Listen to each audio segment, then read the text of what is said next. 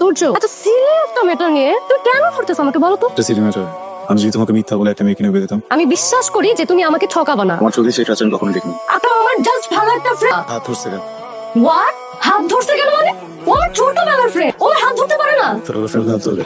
তুর্য, তুমি কিন্তু limit cross করে কথা বলতেছো। আমি এরকম কোনো কিছু করি নাই যে তুমি আমার সাথে এইভাবে কথা বলো। আমার জাস্ট এই মুহূর্তে মনে হইছে তোর সাথে রিলেশনে যাওয়াটাই আমার বোকামি হইছে। আর কিসের বড় ভাই? আর খালি নামের বড় ভাই। এ পর্যন্ত কিছু করছে, কিছু দিতে পারছে? বাদাই মা একটা বুঝতেছস? আমার বাপ মার এত টাকা খরচ করে ওর একটা সরকারি চাকরি দিছে। আবার ভাই আমার 400-500 টাকা দিতে ওর মনে কর ছিঁড়া যায় জিনিসপত্র। নাকি 18,000 টাকা বেতনের চাকরির জন্য তুমি 7 লক্ষ টাকা ঘুষ দিছো, আমাকে বলো নাই পর্যন্ত। কেন দিছি সেটা তুমি বুঝো না? না আমি বুঝি না, আমাকে বুঝাও। এই 7 লাখ টাকা দিছি যাতে তুমি সরকারি চাকরিটা পাও, আর এই সরকারি চাকরিটা পাইলে তোমার উপরি কামাই হবে, আর সেই উপরি কামাই দিয়ে আমরা সবাই ভালো থাকতে পারবো। এই কারণে তোমরা আমাকে চাপ দিচ্ছ যে আমি ঘুষ খাই না। ঘুষ খাওয়া যে হারাম, ঘুষ দেওয়া যে হারাম, আমি কার কাছ থেকে শিখছি? তোমাদের কাছ থেকে।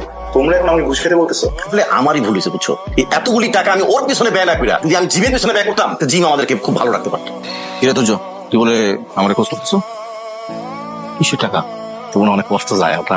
বাজারটাতে নিয়ে টেনশন করিস না বুঝছো। সাথে নাই, সোজা সোজা সোজা চলে যাও। এটা যে বাম পাশে রুমে নিয়ে যাও। বাচ্চার জন্য কিছু জিনিস নিয়ে এসেছি, তোমার রুমের জন্য একটা এসি আনছি। একটু এসিতে হবে না? হ্যাঁ হবে তো। তুমি খামারেই বসা করতে গেলে ওগুলো দেখতে হবে না। তোর রাখছস। কি বললি বল? তোর কি বললি বল? ভাইয়া এই তোর কি করতেছো? বাজারে যাবে না? আজকে শুক্রবার না, এই একটা দিন আমার ছেলেটা রেস্ট নাই। তুমি কি লাগবে আমার তো আমি নিয়ে আসি। এই যে ভিতরে লিস্ট আছে। এটা তোমার জন্য কিনলাম, এটা দাম 1.5 লাখ টাকা। ভালো ভালো ভালো, তুমি অনেক ভালো। শার্টটা $300 কেনা।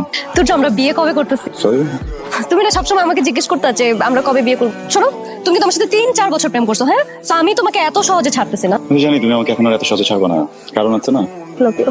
তোমাকে সবকিছু দিই, রাইট? হ্যাঁ, সবকিছুই দাও। এটাই পড়ে আসো, গান দিয়ে কিনছো, লাগলে বলবা, এটাও কিনে দেবো।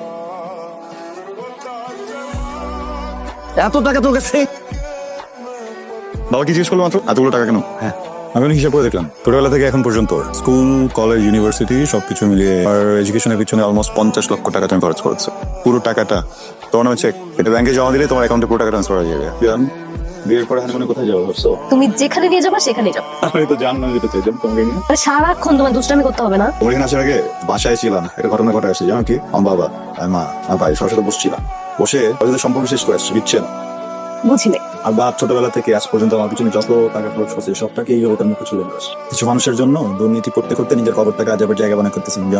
মানুষের ভিতরে তুমিও একজন, এই জন্য ভাবতেছি তোমার ছেড়ে দিই কি বাবা।